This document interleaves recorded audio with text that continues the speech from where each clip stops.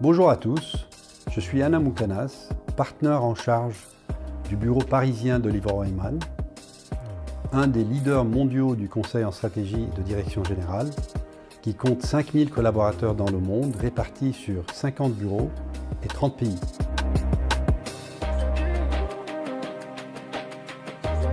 Bureau Veritas est une entreprise française créée il y a presque 200 ans.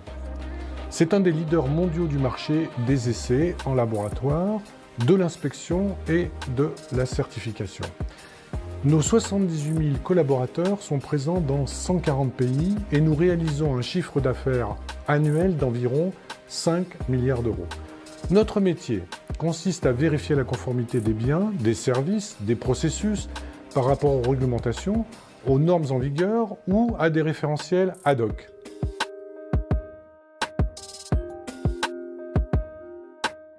L'INSEAD, en fait, c'est l'école la plus internationale au monde. On a des campus dans 4 régions, à Fontainebleau en France, à Singapour, à Abu Dhabi, à San Francisco. Et on a aussi une communauté d'étudiants, d'anciens, de professeurs et de personnel qui vient de 180 pays. Donc ça donne à l'INSEAD la possibilité, mais aussi la responsabilité d'avoir un impact positif sur les sociétés et sur l'environnement à travers le milieu du management et de l'entreprise à l'échelle mondiale.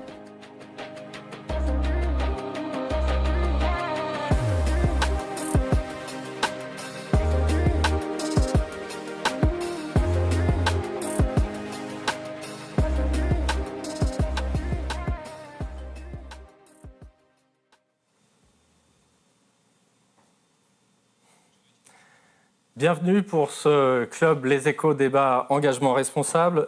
Ravi de vous retrouver autour de cette thématique biodiversité et stratégie d'entreprise, l'urgence de l'intégration. Alors la biodiversité est en danger pour les entreprises. C'est un nouveau défi à mener de front avec le changement climatique, car les entreprises ont besoin de la nature. Mais évidemment, comment mesurer les risques liés à la dégradation de la nature, les impacts des activités de l'entreprise et surtout, comment agir pour limiter ces actes? C'est toute la question de cette conférence débat au cours de laquelle vous pouvez poser vos questions sur l'adresse du club, clubleséchos@leséchosleparisien.fr. Je répète, clubleséchos@leséchosleparisien.fr. En remerciant d'abord nos 3 partenaires qui ont rendu possible cet événement, le cabinet de conseil en stratégie Oliver Wyman, Bureau Veritas, leader mondial de l'inspection, de la certification et des essais en laboratoire, et l'Institut Hoffman de l'INSEAD qui vise à transformer les entreprises et le monde. Mais je salue immédiatement la présence de nos 3 invités que je remercie d'avance. Sylvie Goulard, sous-gouverneur à la Banque de France, bienvenue parmi nous. François Sarano, plongeur océanographe, fondateur de l'association Longitude 181, vous nous expliquerez de quoi il en résulte. Et puis Jean Ornin, directeur général du groupe Citeo. Merci de votre présence. On va tout de suite dialoguer, mais d'abord, je vous rappelle l'organisation de ce débat en plusieurs temps. Nous aurons d'abord une introduction par Oliver Wyman, un débat le plus libre possible, le plus convivial possible, j'espère le plus instructif également. Nous aurons des questions ensuite de nos partenaires et puis les questions du public qui me seront transmises à l'oreillette. Mais d'abord, je vais donner la parole pour une introduction à Rob Bailey du cabinet Oliver Wyman. Rob qui est parmi nous depuis Londres. If you can hear me, Rob. I can hear you. It's up to you. Merci. And the first thing I should do actually is thank everybody who's listening for allowing me to present in English, which will be a better experience for everybody than me presenting in French. So let me start off with 5 reasons why businesses should integrate nature into risk management and strategy. Number 1, the global economy is hugely dependent on nature, yet we're degrading it faster than ever before. Key issues are loss of species. We're going through what scientists have called the 6th Great Extinction Event. Pollution from fertilizers, in particular nitrogen and phosphorus-based fertilizers, land use change, in particular deforestation, water use, and so on and so on. So the planet depends on us taking action on this agenda. Second reason is that businesses are exposed to nature and the degradation of nature through their operations. It makes good risk management sense to be factoring this in to your strategy and your processes. The third reason is that we're now starting to see new target setting and risk disclosure standards emerging. So, for example, the Task Force on Nature-Related Financial Disclosures this year published its beta framework, which will in many ways follow the path that has been trodden already by the Task Force on Climate-Related Financial Disclosures. And we're already expecting to see the first companies set nature-based targets under the Science Based Targets Network. Fourth reason, the policy and regulatory landscape is evolving. So the EU, for example, will expand its green taxonomy to include nature-related issues. And we're seeing more financial regulators looking at the issue of nature loss in much the same way as they were looking at climate change only a few years ago. And then the fifth reason is that we're seeing new business opportunities emerging. In particular, we're seeing businesses that are able to realize commercial opportunity from restoring nature. So here's 5 reasons why it's hard to do. The first is that a business's interactions with nature are incredibly location specific. It really depends on where the operations are, what the nature of those operations are, and what may be a problem in one part of the world may not be a problem in another. So you really need to understand location. A second problem is this notion of double materiality. Businesses have to both understand their impacts on nature, how they may be degrading nature or destroying nature, but they also need to understand their dependencies on nature, how they rely on it for their business operations. The agriculture sector is a very good example of this, where agricultural practices can harm biodiversity, deplete soils, overuse water, but at the same time, the agriculture sector depends on those soils, that water, and that biodiversity to thrive. Complexity is a huge issue we're finding with our clients at the moment because there are so many different dimensions of nature-related risks: pollution, water use, biodiversity loss, land use change, ocean acidification, the list goes on. And many of these things are interrelated to each other, creating considerable complexity. Data is a challenge. We don't have data sets that have been purpose-built for businesses to use in understanding their impacts and dependencies on nature. That will change over time, but in the interim period, businesses are having to work with an imperfect data environment to understand their exposures.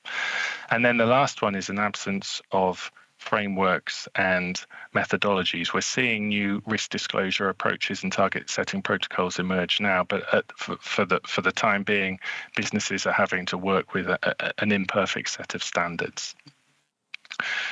So let me make this a bit more tangible and share with you some of the results from our work with CDP, where we worked with CDP to analyze the disclosures of 2,400 European companies accounting for about 3/4 of European market capitalization. And the first point that we found here was across companies that responded to CDP's climate, water and forest questionnaires, only 1 in 20 companies had robust targets for all 3: a science-based target on emissions, a best practice forest commitment, and a target for water withdrawals.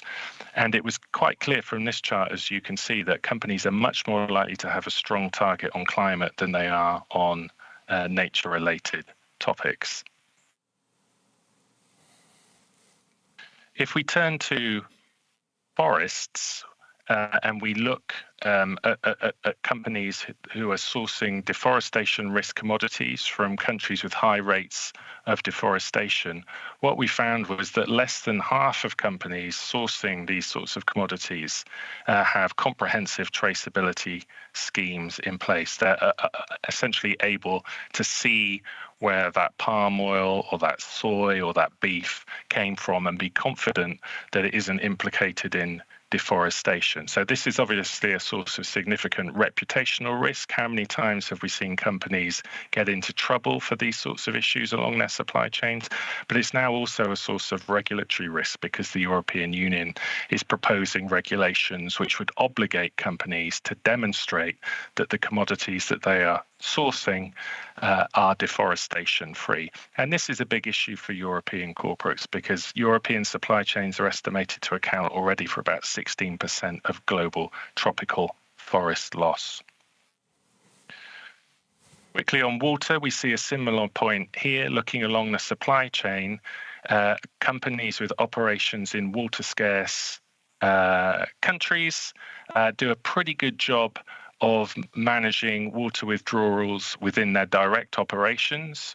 92% of the companies that we analysed monitor water withdrawals for more than 3/4 of their directly owned operations, but it's a very different story when you look at the supply chain and their suppliers, and roughly only 1/4 of companies actually engage with their suppliers in highly water-stressed countries on water management issues.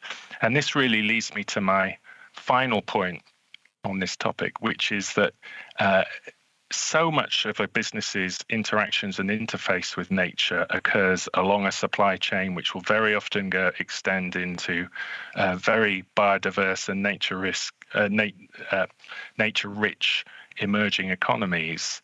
But it's also very hard to understand exactly what is happening a long way down a supply chain and manage those risks and impacts. And I think this is the last challenge that companies really have to get to grips with.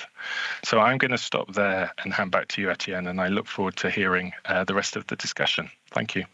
Thanks a lot, Rod, and we will talk later on with your question.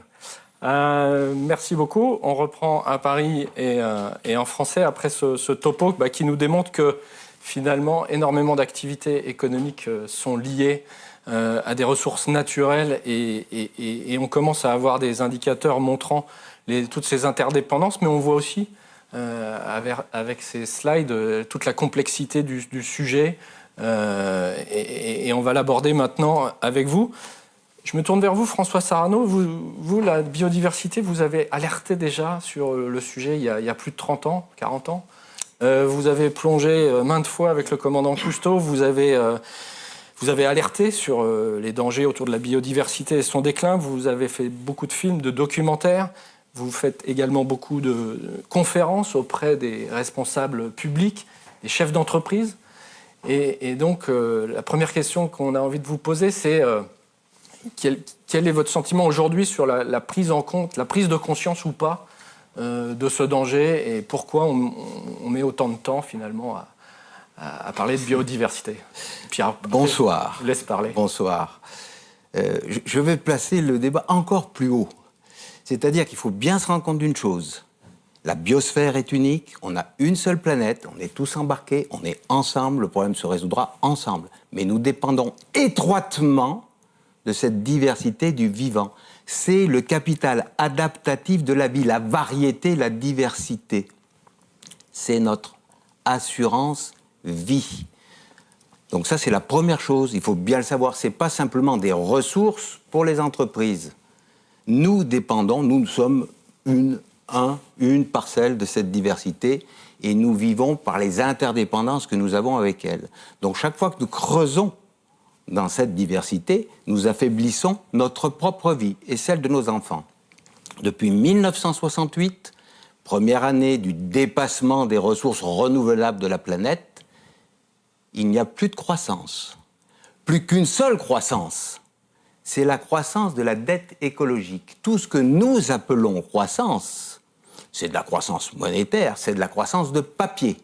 En revanche, le débit écologique, je ne parle pas des énergies fossiles qui sont parties, c'est fini.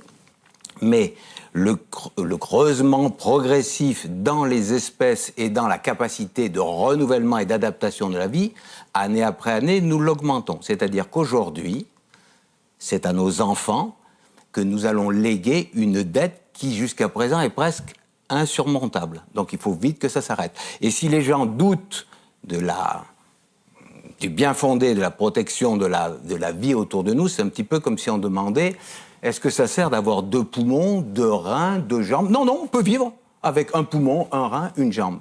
Mais on vit moins bien. Et puis, il y a un moment donné où on ne vit plus du tout. Et c'est ce qui va bientôt se passer si on continue à réduire la diversité du vivant. Mais est-ce qu'on a plus de mal à prendre conscience de ce danger-là? Parce que bon, le climat qui change, le réchauffement, les émissions de CO2, c'est quelque chose qui maintenant tout le monde a intégré quasiment dans sa réflexion. Tout le monde l'a intégré. Peut-être pas partout tout le monde autour l'a de la intégré. planète, Depuis 1992, les 126 chefs d'État présents à Rio, le sommet de la Terre, ont signé l'agenda 21 qui devait nous amener au 21e siècle dans un monde durable. Donc on ne peut pas dire qu'on ne sait pas. Tout le monde sait. Ses descendants, on aurait dû maintenant agir.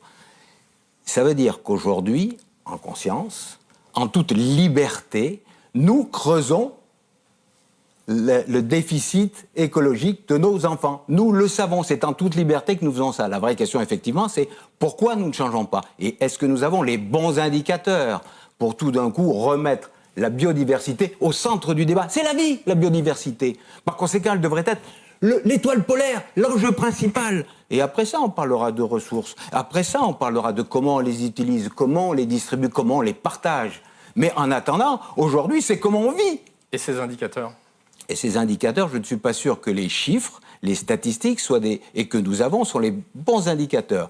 Beaucoup de gens qui sont des dirigeants ou des responsables ont d'abord une méconnaissance très profonde de comment fonctionne un écosystème. Et ils pensent que dénombrer les espèces, ça dit ce qu'est un écosystème. C'est un petit peu comme si je comptais les notes du Requiem de Mozart, que je vous ai dit, c'est ça le Requiem de Mozart. Ou que je regarde les mots du dictionnaire et je dis, ça c'est l'œuvre de Victor Hugo. Parce que les espèces, ce ne sont pas des individus qui sont juxtaposables les uns à côté des autres. Une espèce n'est rien. Elle n'est que les interdépendances, les interactions qu'elle tisse avec les autres espèces et le milieu. Et c'est même pas à l'échelle de l'espèce, c'est à l'échelle de l'individu. Et ces interdépendances, c'est ça qui définit le vivant. Et non, c'est pas le piqué, ce sont tous les liens qui tissent le vivant. Et donc ces indicateurs que nous avons ne nous donnent pas d'idée de cette extraordinaire complexité. D'autant que il faut intégrer la singularité de chaque individu. La vie, par essence, elle fait de la différence. À chaque reproduction, elle fait de la différence. Depuis l'aube du monde, de la singularité. Et elle s'appuie sur cette singularité, sur ces différences, pour asseoir son socle d'adaptabilité, et parce que elle aura à chaque fois un individu, une espèce capable de trouver une solution au changement. Nous avons, je finis là-dessus, l'obsession de trouver l'individu qui va être adapté à tout. On fait un clone, il est super, il est résistant, c'est la voie de garage. Parce que par essence, le monde est dynamique, par essence, le monde change. Par conséquent, cet individu adapté pour un milieu temps donné, il est condamné d'avance. La nature ne fait jamais ça. Elle ne fait que des variétés, que des variétés, que des variétés. Elle joue sur, au lieu d'avoir un Superman, toute la variété des espèces, toute la variété, la singularité des individus pour avoir les solutions adaptables. Et vous expliquez ça à des chefs d'entreprise? Oui, et j'explique ça à ma petite fille Ayaté qui comprend ça en s'émerveillant devant le vivant. Parce qu'il y a aussi un côté utilitaire, et je le reconnais. Il y a un côté psychologique. Je ne voudrais pas emmener ma petite fille dans un champ de maïs. C'est ça la nature. Ça n'est pas la nature. C'est une tragédie. Je ne vais pas l'emmener devant un aquarium géant où on aurait gardé, parce qu'on a vraiment le syndrome de l'Arche de Noé, on va garder un couple de cette espèce, cette espèce, cette espèce. Noé, chez nous, c'est pathologique. Ça n'est pas du tout ça, le vivant. Un éléphant dans un zoo, c'est pas dans un zoo, ça n'est pas un éléphant. Un éléphant, c'est un animal qui vit au sein d'une famille et qui tisse des liens avec les bousiers, avec les arbres, avec les prairies. Hors de son milieu, hors de ses liens, hors de son écosystème, ce n'est pas lui. C'est ça qu'il faut comprendre. Il faut donc laisser de la place au vivant pour qu'il puisse s'exprimer. Il faut lui fiche la paix. Il n'a pas besoin de nous, mais il faut arrêter notre agression. Il faut lui laisser de la place, avoir de la considération pour lui. Et alors, il nous le rendra au centuple. Et après ça, et je finis là encore là-dessus, nous sommes les seuls, je pense, parmi les génies de la planète que sont toutes les autres espèces, à avoir la conscience globale de tout ça. La conscience du temps qui passe, de la mort, de l'irréversibilité, de la richesse de la planète. Bref, cette conscience globale, Elle nous donne une responsabilité, surtout à l'égard des générations futures, elle nous donne la responsabilité, liberté d'agir en conscience. Quand j'efface une espèce consciemment, quand aujourd'hui je prends une crème à tartiner qui a de l'huile de palme dedans, je sais qu'en conscience, j'efface un orang-outan. Il faut que chacun se rende compte de ça. Donc après ça, on peut faire des choix. On peut dire, je m'en lave les mains, ils se débrouilleront avec un autre monde. Mais le monde que je veux offrir à ma petite fille Ayaté, et j'espère à vos enfants, est un monde rieur. Un monde où il y aura encore des éléphants, où il y aura encore une diversité heureuse. Et pas un monde où il n'y aura que de l'aquaculture et des monocultures, même si elles sont bio. Alors, Jean Ornin, vous êtes chef d'entreprise. Une entreprise un peu particulière. Citeo, le business model, c'est la fusion d'éco-emballage et d'éco-folio. Donc, vous gérez la filière recyclage des emballages ménagers des entreprises et des papiers. Et quelque part, vous êtes un peu un business précurseur, puisque vous prenez en compte l'impact environnemental des activités des autres entreprises pour limiter cet impact sur la nature. Donc, vous vivez cette contrainte de la biodiversité au quotidien. Et est-ce que vous avez le sentiment que, d'abord, d'être un précurseur par rapport à ces domaines-là qui, aujourd'hui, sont évoqués par toutes les entreprises, et puis surtout, est-ce que vous avez le sentiment que ça progresse, cette prise de conscience ? Oui, c'est vrai que Citeo est une entreprise donc, qui a été créée il y a 30 ans avec cette idée que les entreprises doivent réduire, au début c'était ça, c'est réduire l'impact environnemental. Alors c'était les emballages ménagers, donc c'était une innovation de l'époque où on leur a dit, vous avez la responsabilité pas seulement de vendre un produit avec un emballage, mais vous avez la responsabilité de la fin de vie. Là, qu'est-ce que ça va devenir ? Est-ce que réemploi, réduction, recyclage ? Et en fait, Citeo, c'est ça. C'est que finalement, 30 000 entreprises françaises, chaque fois qu'elles vendent un produit, elles portent la responsabilité de la fin de vie de l'emballage. Elles payent pour ça. Nous, c'est 900 millions d'euros qui rentrent chaque année pour développer la réduction. Parce qu'on peut réduire le nombre d'emballages, réduire les matériaux utilisés, le réemploi, parce que finalement, si on peut réemployer par recycler dans certaines conditions, c'est un bon impact, et bien évidemment, le recyclage. Et c'est vrai que c'était la première fois que finalement, les entreprises ont intégré l'impact environnemental de leurs activités.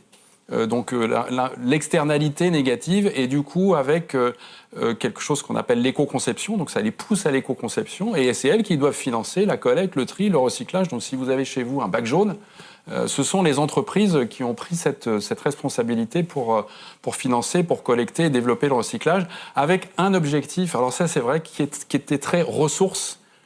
Alors au début c'était gérer un déchet, après c'était très ressources et carbone. Donc économie circulaire, finalement, si je peux avec du carton refaire du carton, du plastique refaire des bouteilles, c'était vraiment ce sujet-là, et sans doute moins avec le prisme biodiversité. Alors nous, on est devenu entreprise à mission depuis en essayant de prendre une position plus haute, en disant en fait, on n'est pas uniquement un acteur du recyclage, mais on est là pour accompagner les acteurs économiques depuis l'an dernier à produire, à distribuer, à consommer, en préservant la planète dans toutes ses composantes. Donc le carbone, la ressource et la biodiversité. Et c'est vrai que c'est un modèle qui a fait des petits en Europe, parce que finalement, il permet d'avoir une vraie gestion du déchet. Il ne règle pas tout, il n'est pas magique, mais en tout cas, c'est un vrai modèle qui a permis d'internaliser cet impact environnemental. Et maintenant, on est en train de le demander en France en disant, là, vous produisez des jouets, vous produisez des raquettes de tennis, vous produisez même des bâtiments, vous allez devoir intégrer l'impact environnemental et penser au réemploi, etc., de façon à sortir de cette économie linéaire qui provoque les pollutions qu'on sait. Si je peux juste dire... Est-ce que ça pourra toujours être fait sur ce mode de mutualisation où, là, on demande d'individualiser cette responsabilité en quelque sorte ? Elles la portent individuellement. Après, elles se sont mutualisées à travers Citeo, mais chaque entreprise porte cette responsabilité. C'est dans le droit européen. C'est quelque chose qui est en train de faire des petits dans le monde entier. Et du coup, c'était un peu effectivement le précurseur de la responsabilité. Moi, j'adore la liberté, et je trouve qu'avec la liberté, il y a la responsabilité. Et vous le rappelez, c'est notre responsabilité. Alors, elle s'exerce collectivement, parce que finalement, il y a les entreprises qui ont la responsabilité de l'éco-conception et d'intégrer ces éléments, pas dans une politique RSE, mais bien dans leur stratégie, au cœur de leur stratégie. il y a la responsabilité des acteurs publics, des collectivités territoriales, et il y a notre responsabilité individuelle aussi qui compte. Et c'est bien cet ensemble-là qui fait qu'on peut avancer. Donc aujourd'hui, 70% des emballages ménagers sont effectivement recyclés, 60% des papiers, mais on est loin d'avoir tout réglé. Et je pense que, en tout cas, dans ce que... après, on peut parler de... cette chose qui est la responsabilité, nous on fait le plaidoyer pour son développement dans le monde entier. Parce que finalement, on voit bien qu'alors nous, il y a un impact des plastiques, je veux dire, l'impact le plus visuel qu'ont les emballages et le plastique, c'est l'impact qu'on voit dans nos mers et dans nos océans, avec des fleuves, le Gange, le Yangtze, le Mékong, qui charrient des millions de tonnes de plastique dans les mers, dans les océans. Et donc, on fait le plaidoyer pour le développement dans le monde entier de ces systèmes de responsabilité des entreprises qui permettent d'avoir un financement pérenne et structurel d'une gestion de déchets qui, sans quoi, se retrouve dans la nature avec les conséquences que ça a. Et je le dis, c'est pas miraculeux, ça ne remet pas totalement en question le modèle de nos modèles de consommation, etc., mais ça ferme le robinet. Et du coup, on voit qu'aujourd'hui, dans un certain nombre de pays, il faut arriver à développer ces systèmes-là pour fermer tout de suite, là. Parce qu'en fait, le sujet, vous nous le rappelez avec beaucoup de... C'est très impressionnant de vous écouter avec cette urgence d'arriver à faire ça. Et c'est possible. Et c'est possible aujourd'hui si on généralise ce genre de système. Après, si je peux juste rebondir sur ce qu'a dit François Sarano, parce que ça évoque quelque chose pour lesquels je suis très attaché. En fait, on voit bien que l'éveil des consciences, l'éducation...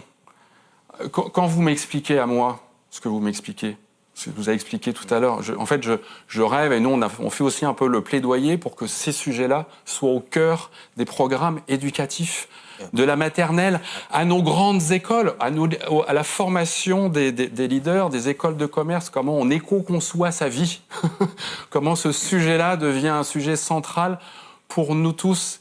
Et du coup, je pense que, en tout cas, quand vous dites ça, moi, je trouve que c'est là. Alors, il y a des nouveaux gouvernements, etc. Je pense que ce sujet-là, et vous l'avez dit, c'est notre vie, c'est même notre, je pense, la survie de l'humanité. Il doit être au cœur du programme éducatif. Il faut y aller à fond parce qu'en fait, il faut faire cette pédagogie et vous la faites remarquablement. Sylvie Goulard, vous êtes représentante des institutions financières, sous-gouverneur à la Banque de France. Où en est-on de la prise de conscience aussi des risques financiers finalement sur la mise en danger de la nature et est-ce que c'est aussi une part de la solution pour, comme le disait Jean Ornin, couper le robinet ou orienter les flux d'épargne vers les bons canaux? Alors merci d'abord, je suis aussi touchée par le plaidoyer que vous avez fait et que j'aimerais entendre plus souvent. Et ça fait du bien, et aussi des témoignages d'entreprises qui ont fait des choses. Donc moi, je vais rester sur le secteur finance, mais je partage largement ce que vous avez dit, y compris d'ailleurs sur le caractère non utilitaire de la nature. Il y a une fonction qui est une fonction de beauté, de ressourcement, de préservation, enfin voilà. Mais je vais revenir à des choses plus terre-à-terre parce que c'est ma fonction aujourd'hui. Alors, qu'est-ce que peut faire la finance dans tout ça? Je crois que la finance, bon, chacun le sait, elle permet quand même à beaucoup d'entreprises ou de ménages de faire des actes économiques, que ce soit un investissement pour une usine ou que ce soit d'acheter un véhicule, d'isoler la maison, etc. Donc la finance, à l'évidence, peut jouer un rôle considérable à condition que cette prise de conscience ait eu lieu et qu'on arrive à faire le lien entre, je dirais, la vision macroéconomique, la vision large que vous avez très bien décrite, c'est-à-dire la disparition des animaux, toutes ces interactions très complexes qu'il y a dans le vivant, qu'on a vu d'ailleurs aussi avec le Covid. On a bien vu que pour la préservation du vivant dont l'humanité fait partie, on a arrêté des processus économiques. Mais bon, donc je pense que tout le monde a fait cette expérience. Maintenant, comment on la traduit concrètement et où est-ce qu'on en est? Alors, les travaux que nous essayons de faire à la Banque de France, c'est d'arriver à chiffrer le risque pour une entreprise ou pour une activité.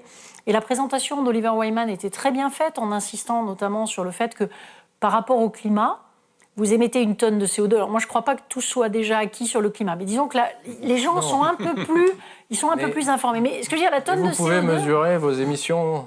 Il y a le scope 1, scope 2, scope 3. Et surtout, mais ça, on s'est doté de ces règles depuis il n'y a pas très longtemps. Donc ça nous donne aussi des moyens d'être optimistes. On a été capable de créer des cadres dont on croit qu'ils ont toujours été là et qui n'existaient pas il n'y a pas si longtemps. Mais pour revenir, la question, c'est de savoir comment je fais le lien entre ces enjeux majeurs, la déforestation, la pollution des océans, la mauvaise utilisation de l'eau, et l'octroi de crédit à l'entreprise X à un moment donné.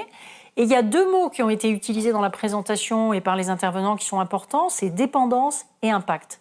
C'est-à-dire dans quelle mesure on dépend de la nature et dans quelle mesure on a un impact négatif sur les externalités sur la nature. Et à partir de ces 2 mots-clés, chacun peut être amené à faire, alors là, son examen de conscience, c'est-à-dire dans quelle mesure je dépends de la nature. Il y a une chose toute simple. Quand on a fait de l'économie, on a appris qu'une entreprise avait besoin de capital et de travail.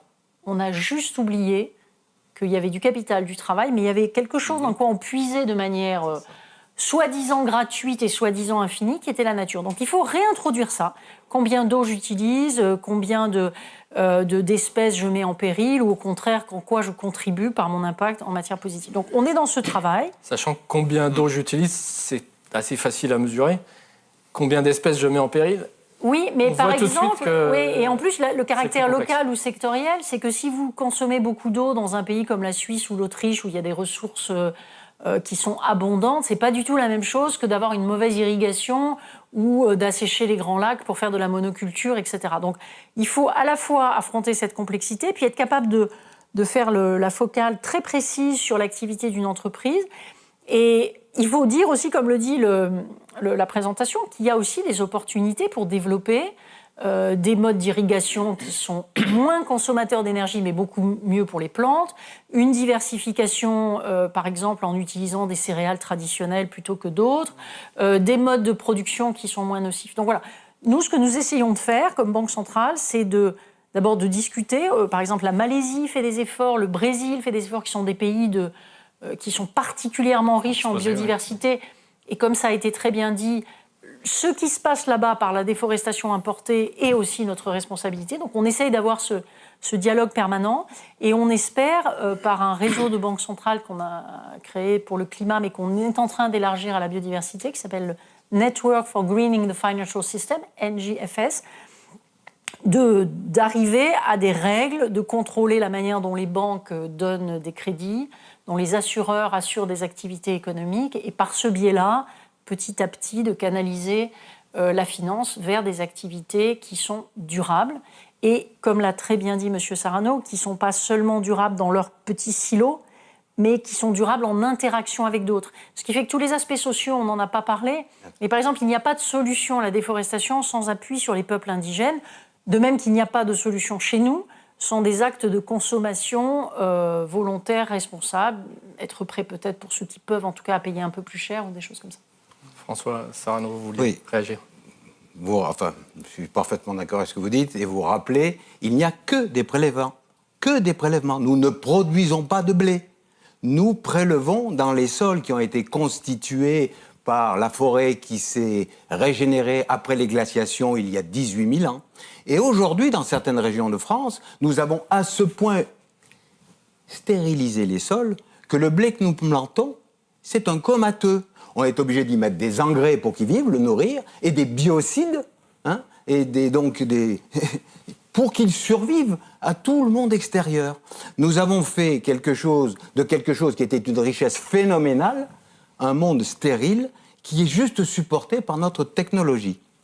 Alors, quand il s'agit de financement, comment peut-on encore aujourd'hui financer des chalutiers géants qui sont faits pour maximiser les captures? On sait parfaitement, depuis 1990, qu'on est arrivé au bout de ce qu'on pouvait prélever. 85-86 millions de tonnes pour 10 milliards d'individus. Quand on sera 10 milliards, la mer ne peut pas donner plus. C'est pas la peine de faire des chalutiers pour maximiser. On ne peut pas. Donc, il ne faut pas les financer. D'autant plus que si on avait un indice ou un indicateur de biodiversité, on s'apercevrait que le chalutage, mais c'est à tomber par terre. Pour attraper 4 poissons, on détruit tout l'écosystème. C'est un petit peu comme si on disait on va attraper les sangliers dans la forêt, on rase la forêt pour ça. Donc, pas d'indicateur. C'est un vrai problème, cette affaire d'indicateurs. Nous n'avons pas les bons indicateurs pour mesurer la dégradation du vivant. Et sur les indicateurs, Jean Ornin, comment on fait pour que dans l'entreprise, ça soit intégré dans les plus et les moins, dans le compte de résultats? Parce qu'il y a évidemment la volonté de bien faire, mais il y a aussi l'incitation financière à bien faire. pour l'emballage, il y a un intérêt commun, et finalement, tout le monde s'y retrouve. Oui, en fait, ce qui a été fait d'ailleurs dans ce domaine de la responsabilité du producteur, dans le domaine de l'emballage, qui est de mettre un prix. Et vous l'avez dit, on a un peu oublié, finalement en délocalisant, on a oublié quelque chose qu'on a considéré comme étant totalement gratuit, qui est l'impact environnemental. Et tout le sujet... Et donc, dans notre domaine, effectivement, il y a un prix de l'éco-conception, du recyclage. Alors, c'est limité à ça, mais en tout cas, ça existe. Et l'avenir, c'est en tout cas, si on peut tracer un avenir, c'est d'arriver... Alors, ça existe aujourd'hui dans les rapports extra-financiers, mais moi, je rêve d'une chose, c'est qu'un jour, finalement, l'impact qu'on a sur le vivant, sur la planète, au même titre que le coût du travail, que, effectivement, le coût de la planète soit intégré, puisque là, vous allez avoir... on y travaille. Voilà, c'est ça. Et moi, je pense que c'est... Sur le climat, le NGFS a affirmé en 2019... c'est là où on arrive. Climate risk is financial risk. Exactement. Et je suis entièrement d'accord avec vous, même si les textes, pour l'instant... Oui, mais ça vient. On voilà. sent que j'espère qu'un jour, on cette aura convergence, finalement, du monde... écologie, économique, et l'alignement des planètes qui fait que le patron de la boîte, finalement, l'alignement sera parfait. Après, il y a un autre endroit. Après, c'est la régulation et les interdictions. Parfois, effectivement, on peut dire... au-delà de mettre un prix sur l'environnement, il y a aussi le fait qu'à un moment donné, il y a peut-être des choses qu'il faut simplement arrêter ou interdire. Et donc ça, c'est... Mais la technologie permet de faire des choses incroyables. Enfin, excuse-moi, par exemple... Et c'est pour ça d'ailleurs que l'idéologie qui oppose le marché et la puissance publique est très réductrice. On a besoin d'outils qui viennent des entreprises, c'est-à-dire que par exemple les entreprises soient poussées par leurs propres clients à investir, mais on a besoin d'interdictions. Et ce qui est intéressant, c'est que par exemple avec l'observation satellite de ce qui se passe dans les forêts où il y a de la déforestation ou des chaluts, on est parfaitement capable aujourd'hui, si on le veut, encore faut-il que la volonté politique soit là, de prendre des réglementations et de tracer quelles sont les entreprises qui ont violé ces réglementations et de faire au moins ce qu'on appelle du name and shame, c'est-à-dire de les jeter sur la place publique en disant « vous êtes une entreprise qui ne respecte pas les règles et puis aussi un certain nombre de principes moraux partagés pour la planète ». Donc si on voulait faire plus de ce point de vue-là, je crois qu'on en a un certain nombre d'outils sur le plan technologique. Il y a des agriculteurs, l'association Ferme Paysanne est sauvage, non seulement produit de la nourriture, mais réintègre le sauvage. Tout son objectif, c'est ça, faire revenir le sauvage. Ça existe, ça marche. Et les gens vivent bien de leur agriculture parce qu'elle est non pas monoculture, mais au contraire diversifiée. Polyculture, polyélevage, petites choses.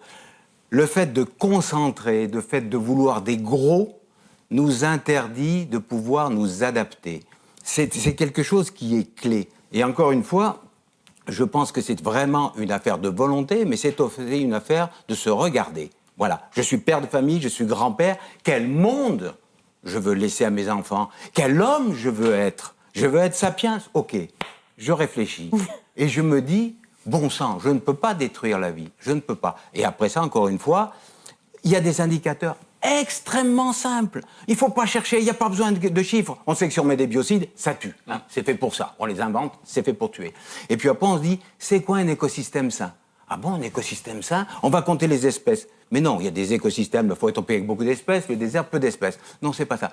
Il y a un critère simple et sans ambiguïté, c'est de regarder la pyramide des âges des espèces à durée de vie longue. Si vous trouvez dans un écosystème des méraux qui ont 50 ans, vous vous dites, l'écosystème est sain. C'est rassurant pour les gens qui ont les cheveux blancs quand même. Eh bien justement, alors oui, mais notre système de gestion aujourd'hui considère qu'une espèce est en bonne santé tant qu'elle n'est pas en danger d'extinction. Ce qui voudrait dire, je pense cet exemple un peu douteux, mais j'ai que celui-là qui me vient à l'esprit, c'est comme si aujourd'hui on disait, on va garder tous les humains en dessous de 25 ans parce que tout ça va se reproduire et tous les autres ne servent à rien. Aujourd'hui, nous gérons le monde comme ça.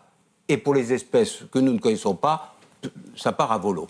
Ce qui veut dire que quand on trouve dans un écosystème une pyramide des âges des espèces à durée de vie longue avec des grands individus âgés, vous êtes sûr d'une chose, votre écosystème est en bonne santé et qu'en bonne santé, il intègre une pyramide de diversité, c'est-à-dire de la variété au sein même des espèces qui fait la solidité du vivant. C'est un critère facile, il n'y a pas besoin d'être grand clair pour faire ça. On a des exemples, le parc national de Porquerolles, qui est un bijou chez nous.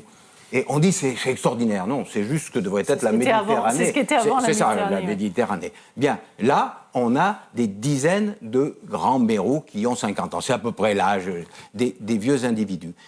Eh bien, leurs interdépendances, c'est-à-dire les relations qu'ils tissent avec les autres espèces, sont beaucoup plus riches que celles des petits mérous jeunes. Ce qui veut dire que quand ils sont là, ils ont tissé un système avec une variété infinie de relations. Et mieux, s'ils sont là, c'est qu'ils ont vécu 50 ans. Parce que c'est eux les premiers qui disparaissent et qui sont évidemment jamais renouvelés. Parce que notre rythme d'exploitation est tel qu'aujourd'hui, non seulement on n'a plus d'individus âgés, mais qu'on arrive à un stade où parfois on n'a même pas des individus qui arrivent à maturité sexuelle. Et c'est à ce moment-là l'effondrement. Et toute notre gestion, elle est là pour dire « Attendez, non, là il faut quand même qu'on ait des individus qui se renouvellent ». C'est une gestion de la misère. Revenons à la gestion de la plénitude. La gestion de la plénitude, et nous aurons beaucoup plus d'individus, parce que ça change tout ce qui nous manque, hein. Et au lieu, on n'aura pas plus de poissons, par exemple, pour aller, on est limité. Mais par contre, les rendements seront bien meilleurs. Parce qu'aujourd'hui, le pétrole, toute l'énergie qu'on demande, des technologies incroyables pour aller chercher 4 poissons, mais ferait rire les pêcheurs du début du XXe siècle. Ils rigoleront. Notre rendement est nul. Revenons à une gestion du rendement, et non pas seulement des RMD, enfin comme... et à ce moment-là, tout changera. Et on aura aussi un tissu littoral avec des pêcheurs qui pourront s'adapter et qui ne seront pas en contrainte, obligés de subir les contraintes du marché. Vous parlez trop de rendement, vous êtes trop financier, François Sarano. Je suis père de famille et je vous assure, c'est quelque chose qui, chaque matin... Je vous taquine. Juste une dernière question, Sylvie Goulard, et puis après on va continuer ce débat avec nos partenaires. Est-ce qu'on peut imaginer, alors on parle beaucoup du mandat des banques centrales avec des objectifs climatiques. Est-ce qu'il y aura un jour un objectif de préservation de la biodiversité dans le mandat des banques centrales, au même titre que l'inflation à 2%? Alors, nous n'avons pas la possibilité de changer notre mandat. En démocratie, si les pouvoirs publics veulent changer le mandat, c'est eux qui le font. En revanche, sur le climat, qu'est-ce que nous avons décidé? Nous avons observé ce qui se passe et nous avons dit que le changement macroéconomique est tel et l'impact sur les prix, d'un côté, et la stabilité financière est telle que nous devons regarder ce qui se passe sous l'angle du climat. Donc ça n'est pas un changement du mandat de notre propre initiative, ce qui serait tout à fait antidémocratique, mais par exemple dire qu'avec la raréfaction de certaines espèces ou la baisse de rendement agricole à cause de l'artificialisation des sols, etc., de la mauvaise utilisation de pesticides, on aura moins de produits alimentaires et donc des prix qui augmentent, c'est à l'évidence quelque chose qui a un impact sur l'inflation, donc c'est notre cœur de mandat. Et très sincèrement, en tout cas moi à titre personnel, je co-préside une des task force sur la biodiversité qui vient d'être créée au NGFS, et l'objectif c'est bien qu'on fasse rentrer la surexploitation de la nature parmi les risques financiers. Alors merci beaucoup de ces échanges, on va poursuivre ce débat avec les questions de nos partenaires. J'invite à nous rejoindre Antoine Giros, vice-président certification chez Bureau Veritas. Bienvenue, bonjour Antoine, et je vous invite à poser vos questions à nos invités. Merci, bonjour à tous, et merci pour ce débat. Je crois qu'on se réjouit tous de passer 1 heure pour parler de la biodiversité. Je sens qu'on va un peu déborder, mais allons-y. Je voudrais commencer par une question pour François Sarano. Donc on a beaucoup parlé de la biodiversité, mais derrière la biodiversité, en fait, se cache une multitude de sujets. Si on parle de la biodiversité en milieu aquatique, on peut parler de l'impact de la pollution plastique, on peut parler de la pollution liée au transport maritime, on peut parler des nouveaux sujets d'exploration minière dans les fonds sous-marins, les développements de la pêche, vous en avez parlé, des fermes d'aquaculture, les champs éoliens offshore qui sont mis en place. Tout ça a un impact sur la biodiversité. Donc ma question est simple, c'est on commence où ? On se focalise où? Et pardon si la question est un peu naïve. Et on fait comment? Est-ce que vous pensez qu'il faut légiférer? Est-ce que vous pensez qu'il faut pousser la société à changer ses habitudes de consommation au global? Est-ce que vous pensez que ça passe par du lobbying? Voilà, je suis intéressé d'avoir votre avis sur ces questions. La réponse est très simple. La première chose, on fait ce qu'on sait faire depuis toujours. On laisse à la nature des espaces de liberté où nous ne prélevons pas. C'est-à-dire qu'on fait des réserves marines, et des vraies réserves marines. Il faut savoir qu'aujourd'hui, 0,03% des réserves marines sont des lieux où on ne prélève pas. Ça paraît surprenant, c'est comme ça. Donc il faut faire des réserves marines dans lesquelles on ne prélève pas. Pas d'extraction de sable, pas d'extraction profonde et pas de pêche. Et à ce moment-là, comme on le voit à Port-Cros, il y a des tas d'exemples extraordinaires. La nature revient, elle se débrouille très bien seule. Ça fait 3,5 milliards d'années qu'elle a comme expérience, je peux vous dire qu'elle se débrouille. Il n'y a pas besoin qu'on l'entretienne. Et voilà l'un des problèmes que je soulève. C'est que dans nos indicateurs, nous n'avons pas d'indicateur de la non-activité. Et pourtant, si on veut voir revenir le vivant, il faut que nous limitions notre activité. Or, nous, on a le syndrome de l'infirmière sur le champ de guerre. On va envoyer les infirmières, elles vont soigner. Non, il ne faut pas la guerre. Arrêtons de faire la guerre à la vie. Laissons-lui des lieux, des réserves marines, par exemple. Et à ce moment-là, on la verra véritablement revenir et elle va pouvoir réensemencer ce qu'il y a autour. Mais pour ça ne se mesure pas ne rien faire. Il faut avoir un indicateur du ne rien faire, c'est-à-dire un indicateur qui soit purement du vivant. Sylvie Goulard prend des notes. Non, mais c'est pas complètement à côté de la plaque. Parce que j'ai vu des endroits où on comptabilisait, parce que ça s'ajoute, je détruis la rivière en faisant des digues, et je renature. Alors, je fais des digues, ça augmente le PNB, je suis un peu fausse comme indicateur, et puis après, je casse. Ah ben ça fait du travail, donc j'augmente le PNB, et puis je renature en replantant des arbres. Et tout ça augmente. Nous, ça on sait faire. On sait, notre activité brownienne comme ça, on sait la mesurer. Et si on l'avait laissé en l'état, eh bien ça aurait été zéro. Il faut donc que nous puissions en prendre en compte l'état, ce zéro. Et pas simplement dans les services rendus, les services écologiques, l'épuration de l'eau et choses comme ça. Il y a aussi, comme vous le disiez tout à l'heure, des facteurs d'ordre psychologiques, moraux et philosophiques. Bon, ça, encore une fois, nous sommes la seule espèce à avoir la liberté d'épargner les autres. Eh bien, soyons à la hauteur, et soyons à la hauteur de ce que nous devons à nos enfants. J'insiste beaucoup là-dessus. Donc des réserves marines, et après ça, en termes de pêche, il y a des tas de solutions qui ont été proposées. Rendre la gestion de la pêche à des pêcheurs qui ne sont plus mis en concurrence, mais en coopération des lois du marché. Ne plus soumettre le prélèvement, qui est un prélèvement dans une ressource limitée, à la demande. Soumettre un prélèvement à la demande, ça veut dire que dans tous les cas de figure, on ne peut pas s'arrêter puisque la demande, elle croît d'année en année avec le nombre de gens qui demandent. Et le marché européen, lui, est en demande de 1,5% par an, plus important.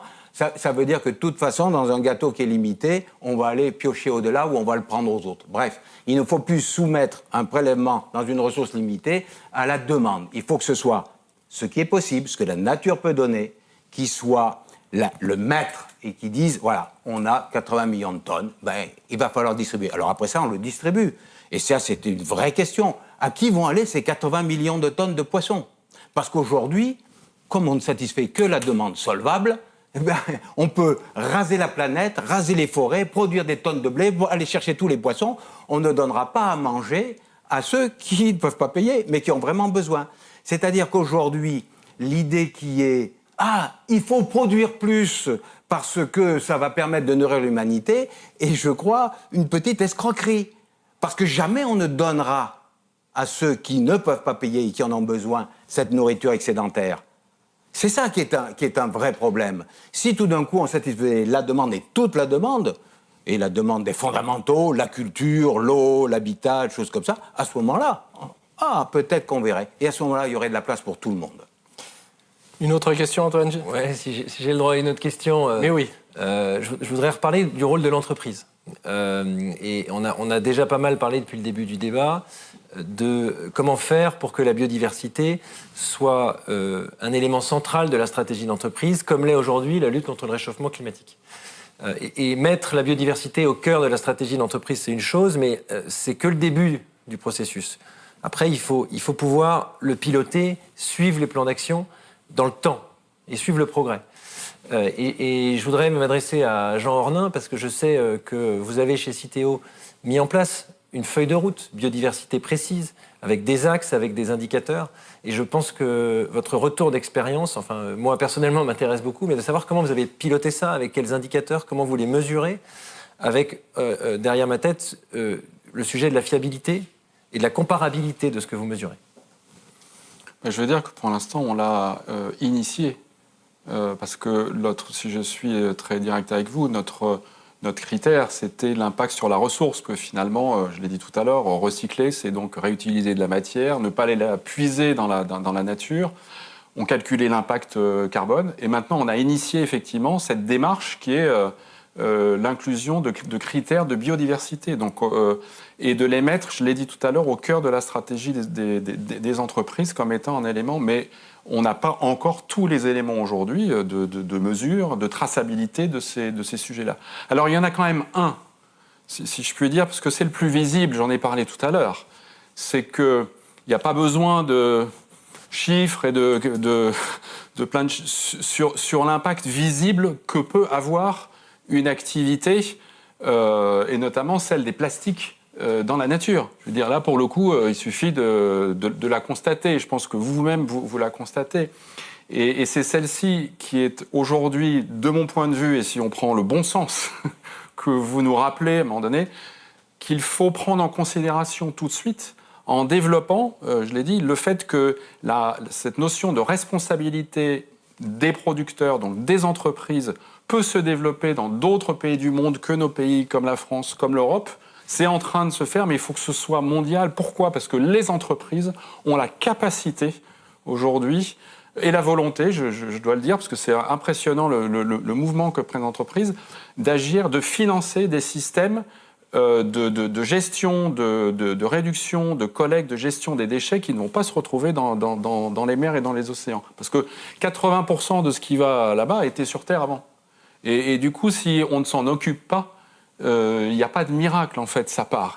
Et encore une fois, ce sont des millions de tonnes. Donc le développement de cette notion de responsabilité élargie du producteur, pour moi, il n'y a pas que nous qui le disons, il y a Hélène MacArthur. Enfin, pourquoi ? Parce que c'est un système qui est efficace, pas miraculeux, mais efficace. Parce qu'il apporte des financements là où il n'y a rien. Le déchet n'a pas de valeur. Je veux dire, et dans des pays, à part d'avoir quelques personnes qui vont monter sur des tas d'ordures pour faire des activités, franchement, qui ne sont pas très... pas forcément très souhaitables, il y a une vraie possibilité de mener cette chose-là. Et je trouve qu'en tout cas, et là, il y a eu pour la première fois à Nairobi, sous l'égide de l'ONU, un mouvement de dire on va rendre ces choses-là quand même plus très concrètes. En fait, en tout cas, moi j'y crois, et je crois à l'implication des entreprises. Et vous l'avez rappelé tout à l'heure, ce n'est pas une opposition entre d'un côté des entreprises et de l'autre, ou des pouvoirs publics, etc. Je pense que chacun a ses leviers, et je crois à cette mobilisation possible, parce qu'il y a une capacité financière, il y a une capacité d'adaptation, il y a une capacité opérationnelle à faire, et donc il n'y a plus qu'à. Merci Antoine Giros. Je vous invite à rester parmi nous. J'invite maintenant Catel Le Goulven de l'INSEAD. Alors, normalement, elle est avec nous depuis Davos. Bonjour Catel, vous nous entendez ? Oui, bonjour. Bonjour, merci de nous rejoindre. J'espère que vous avez pu entendre tous ces échanges. Et d'abord, on va vous demander, est-ce qu'on parle un peu de biodiversité à Davos, ou est-ce que ce thème, on va inverser les rôles, on va vous poser une première question ? Et puis après, vous... Oui, en fait, nous, on est venus ici cette année pour amener ces conversations-là et pour parler de la responsabilité de l'entreprise sur ces thématiques. Et je voulais réagir sur la question de... Enfin, il y a 2 points, si je peux avoir 2 questions. La première, sur les indicateurs qui doivent être pris en considération par les entreprises. Parce qu'on a parlé beaucoup de gestion du risque dans la conversation jusqu'à présent. On a parlé de comment est-ce qu'on mesure la dépendance de l'entreprise à la nature, l'impact négatif de l'entreprise sur la nature. Le problème avec ces indicateurs-là, c'est quand même que ça nous conforte dans un modèle économique extractif. D'accord ? On ne conçoit la nature que comme donnant à l'entreprise. Et je pense que ce qui est important sur les indicateurs, c'est de passer à des indicateurs qui indiquent la contribution de l'entreprise et de la finance à un modèle économique régénératif. Et c'est ça, cette question-là qu'on est venu amener ici. Donc ça veut dire quoi ? Ça veut dire qu'il va falloir pouvoir montrer quelle est la capacité des entreprises et de la finance à adopter des solutions basées sur la nature, des solutions qui conservent la nature et des solutions qui régénèrent la nature. Ça existe, ça se fait.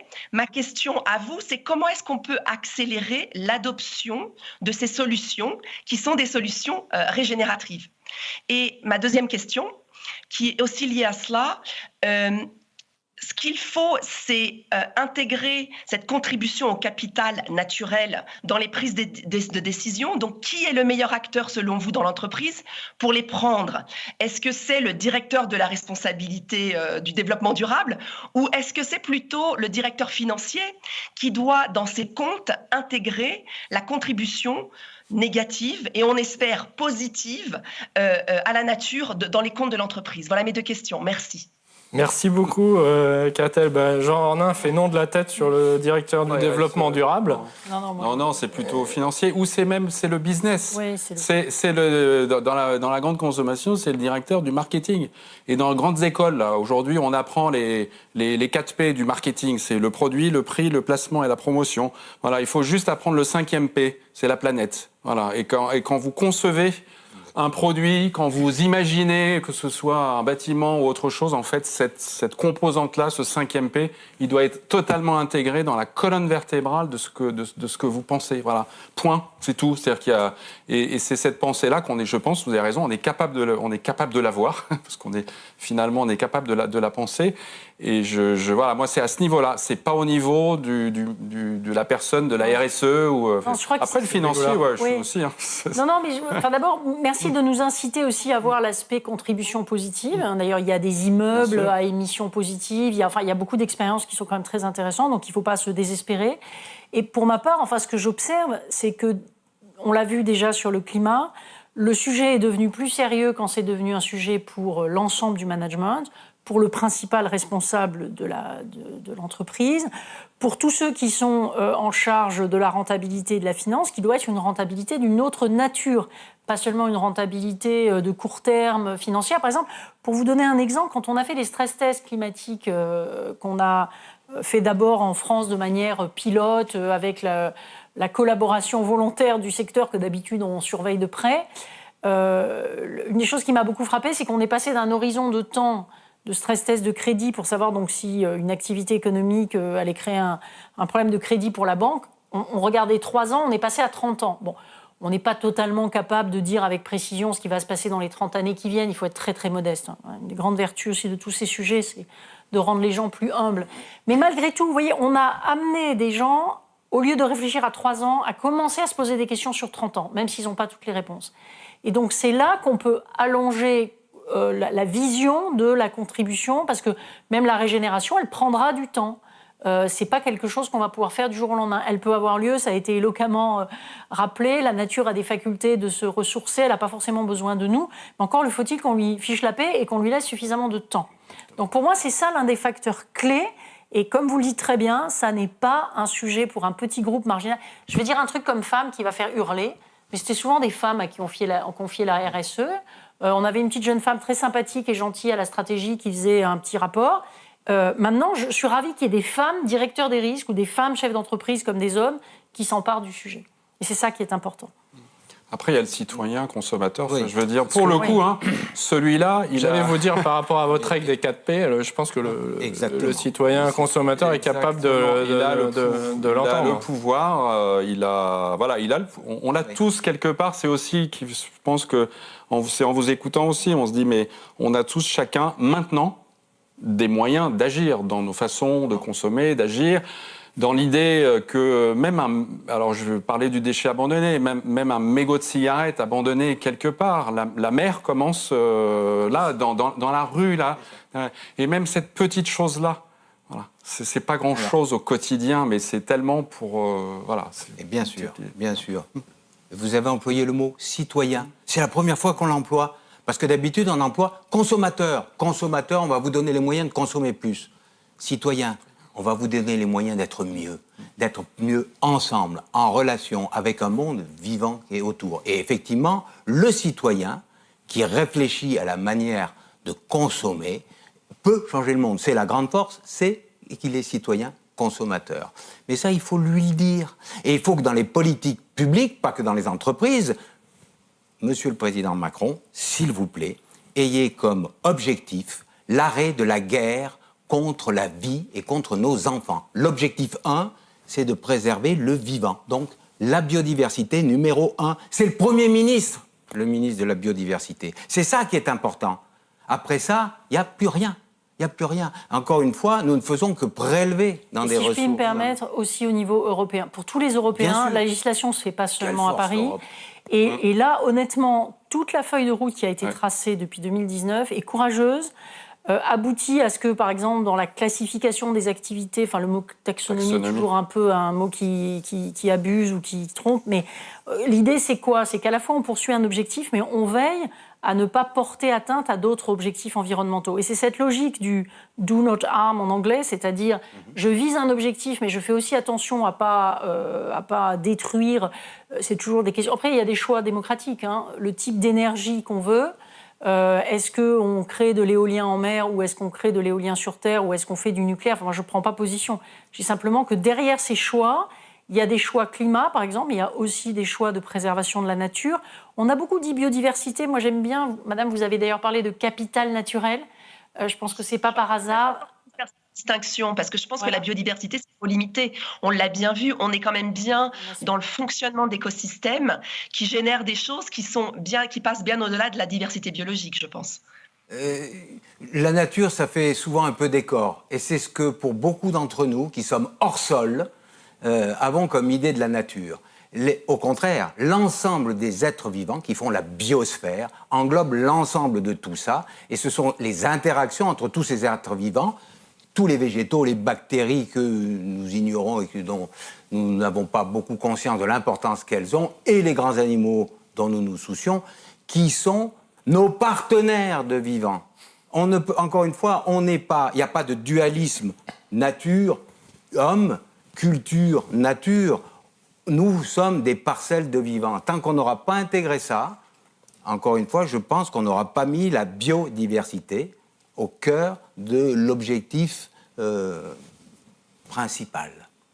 Et une chose dernière, je veux dire, c'est ensemble qu'il faut le faire. On est tous sur un petit bateau, on n'a pas beaucoup de temps, je pense qu'on a tous des enfants, on les aime beaucoup. Par conséquent, discutons. Il y a des tas d'associations comme Longitude 181 ou Ferme Paysanne et Sauvage qui sont prêts à essayer de penser des indicateurs, qui sont prêts à essayer de penser comment, qui mettent en œuvre des choses. Ça marche à petite échelle, pensons-le à grande échelle. On est ouvert à toutes les discussions. Et personne ne sait faire, mais faisons-le ensemble. Je ne vous ai pas posé la question, pourquoi Longitude 181 ? Longitude 181 parce que, ce nom est idiot, mais quand on a créé l'association avec mon épouse Véronique il y a 20 ans, on voulait rassembler des gens qui voyageaient, qui avaient des expériences, pour que ces expériences soient offertes aux autres. Donc on voulait les voyages, les longitudes, qui unissent les pôles et non pas les latitudes qui tronçonnent la planète. Et puis on s'est dit, ça ne peut pas être une longitude particulière, il faut que ce soit un espace non physique, la longitude s'arrête à 180, et c'est 181, un espace de partage d'expériences pour mieux vivre ensemble. Qui n'existe pas, mais que vous faites exister. Et vous ne m'avez pas posé la question pourquoi Citeo s'appelait Citeo. En fait, c'est parce qu'on a dit tout à l'heure, c'est une affaire de citoyenneté. C'est l'affaire de tous, la responsabilité de chacun, l'affaire de la cité. Et voilà pourquoi on s'est appelé Citeo. Merci. Catel Le Goulven, un dernier mot ou... Merci. Ce que je voulais juste... Oui, allez-y. Oui, merci. Je voulais juste appuyer sur le point qui a été fait précédemment sur l'importance de l'éducation ici, parce que c'est aussi ce qu'on fait nous. Ce sont des thématiques qu'on essaie d'intégrer dans nos écoles de management, mais déjà nos étudiants sont âgés. C'est une éducation qu'il faut faire avec tout le monde, mais il faut vraiment que ça commence vraiment tôt dans tout notre modèle éducatif. Donc tout ce que tout le monde peut faire pour intégrer, éduquer ces questions-là dans toutes les parties de la chaîne éducative sont fondamentales. Donc c'est un appel aussi que je fais à tous dans les associations, dans les écoles et aussi dans les grandes écoles et dans les écoles de management comme la nôtre. Mais on n'est pas tout seul, il ne faut pas commencer déjà juste avec les managers et les business leaders, c'est trop tard déjà. Donc il faut vraiment s'en occuper plus tôt. Donc ce n'est pas une question, c'est juste un plaidoyer. Merci. Merci, Catel Le Goulven. Oui, parce que nous, on sensibilise 1,5 million d'enfants chaque année dans les maternelles et dans les primaires à l'éco-citoyenneté. Vous avez tellement raison qu'en fait, c'est ça qu'il faut pousser. Et on apprend avec eux. Oui, parce quand ils rentrent que à la moi, je maison. trouve que c'est les plus jeunes dans nos équipes qui ont souvent... qui aiguillonnent les autres. Donc voilà, c'est une éducation dans les deux sens et ça, c'est sympa. Ensemble. Merci beaucoup. On va retrouver Rob Bailey qui nous écoute, j'espère toujours, depuis Londres. It's your turn to ask your question, Rome. Can you hear me? Okay. Okay. Yeah, I can hear you. Thank you very much. A simple question, but probably not a simple answer. So there's growing momentum behind this idea of a nature positive economy to be defined. But the G7 last year said that they thought we should set targets on a nature positive economy, and the international community is expected to agree a target that for worldwide nature of a nature positive economy by 2030 at the UN later this year. So with that in mind, what would be your number one priority for action if we are to achieve a nature positive economy by the end of this decade, which I believe is the timeline that everybody wants? Okay, so who wants to answer? Alors, non, je ne sais pas si je peux commencer. J'ai pas le silver bullet, comme on dit en anglais. C'est une économie où on arrête de détruire la nature, où on améliore globalement la situation de la nature avec un objectif à 10 François Sarano, puis c'est toujours cette idée économie de revenir dans le positif à un horizon de 10 ans. Moi, je ne vous cache pas qu'il y a un élément positif, c'est qu'en quelques années, la prise de conscience commence à être là. Et donc, je pense qu'un certain nombre d'entreprises vont avoir envie aussi de développer des produits, qui sont des produits ou d'inciter leurs citoyens, consommateurs citoyens à aller sur ce terrain-là. Moi, j'ai un petit doute, ce que je veux simplement dire par rapport au G7 qui a été évoqué. On avait un G7 la semaine dernière, finance à Bonn. Moi, j'ai accompagné le gouverneur et bon, il n'y avait pas de ministre français, mais il y avait une réunion. Il faut bien voir une chose, à plusieurs reprises, on a dit que le sujet était global. L'inquiétude qu'on peut avoir, c'est qu'en ce moment, non seulement il y a une guerre contre la nature, mais il y a une guerre contre des êtres humains qui est en train, malheureusement, de probablement casser le système international. Alors j'espère qu'on pourra le réparer, mais il ne faut pas sous-estimer que pour tous nos sujets, tout ce que nous considérons ici comme urgent, vital et prioritaire, la tendance, c'est plutôt la fragmentation avec, bien évidemment, les sanctions contre la Russie qui a envahi un pays qui ne lui avait rien fait, avec un certain nombre de pays qui ont des réticences, parce que les sanctions sont soutenues par un certain nombre de pays dans le monde, mais pas du tout par tous les pays du monde. Avec un risque d'afficher des objectifs ambitieux à 2030, mais sans réalisation derrière. Je l'espère de tout cœur, et pour ma part, j'essaie de continuer à y travailler, mais j'attire l'attention.